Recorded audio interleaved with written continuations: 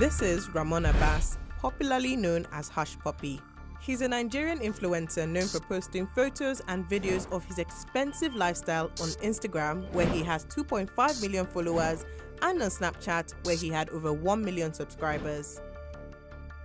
$40 million in cash, 13 luxury cars worth $6.8 million, 21 computers, 47 smartphones, and the addresses of nearly 2 million alleged victims. This was what was recovered by the Dubai police when he was arrested in June 2020. He was then taken to the United States of America by the FBI, where he remains. Court documents from the US, where he pleaded guilty to money laundering in April this year, revealed his involvement in a clandestine criminal operation that made the FBI tag him as one of the most high-profile money launderers in the world. His targets allegedly included a US law firm, a foreign bank, and an English Premier League club. Well, Ramon Abbas is a high-level member of a transnational criminal enterprise out of West Africa that he and his group are responsible for millions and millions of dollars worth of fraud, which is known within the FBI as the business email compromise. But one of the things that was different about him is he flaunted all of his stuff. He really kind of put it in everybody's face like, hey, look at me. Look what I've done. Look at my helicopters I'm flying in. Look at the lifestyle I have. And that's one of the things that really caused his demise. Hushpuppi was born in Nigeria and raised in Oworoshoki, a low-income area in Lagos. Sometime around 2014, he moved to Malaysia, and by 2017, he moved to Dubai. With a lifestyle funded by money obtained by fraudulent means, how big of a scammer was Abbas? His former lawyer, Gal Pizetsky, describes him as a middleman.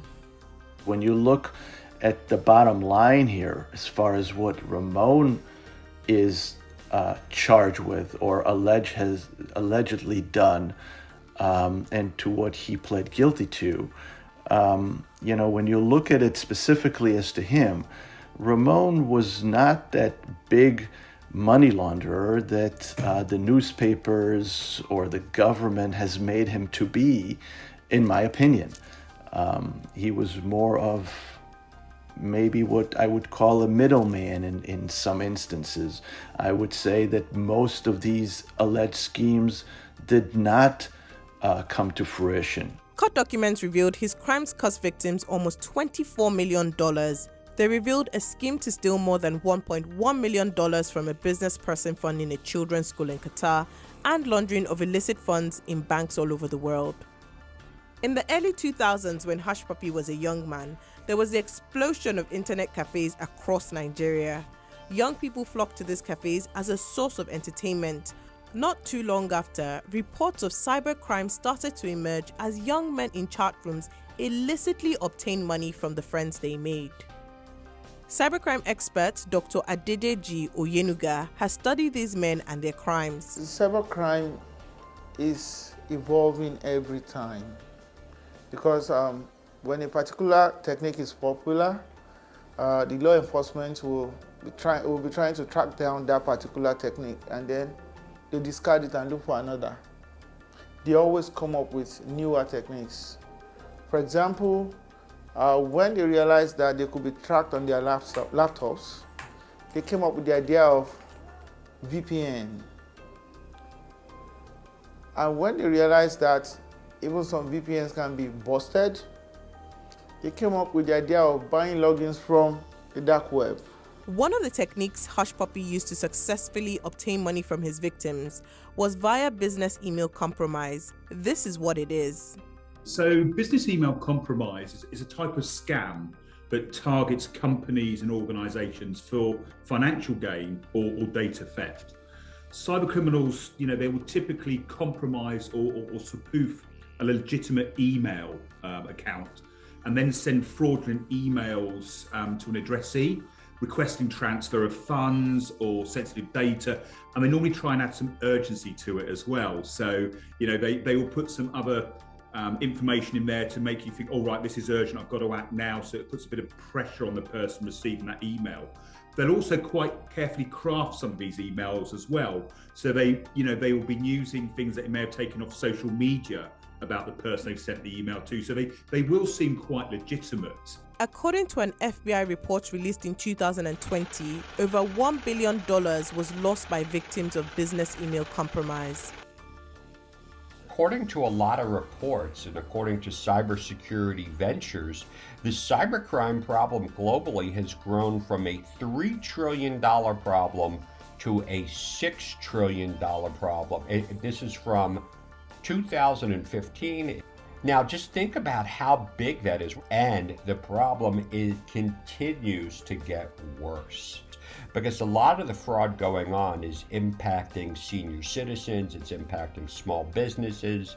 I've seen church and nonprofit organizations destroyed by these enterprises. What we see specifically in Africa is a very steep upward curve over the last sort of 5 to 10 years of connectivity.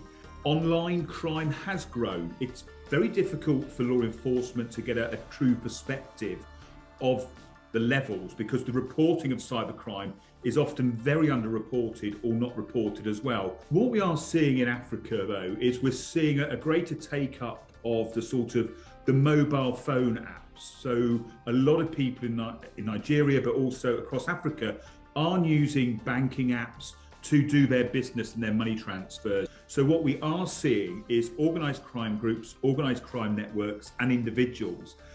They may have some skills, they may have some ability within being able to get into systems.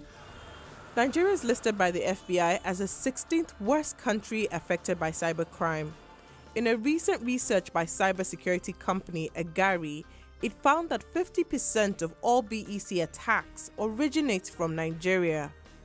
Meanwhile, Hushpuppi is looking at a prison sentence of up to 20 years. He's due to appear in a Californian court in October. Law enforcement agencies hope that such high-profile arrests of Hushpuppi and his accomplices will deter other cybercriminals.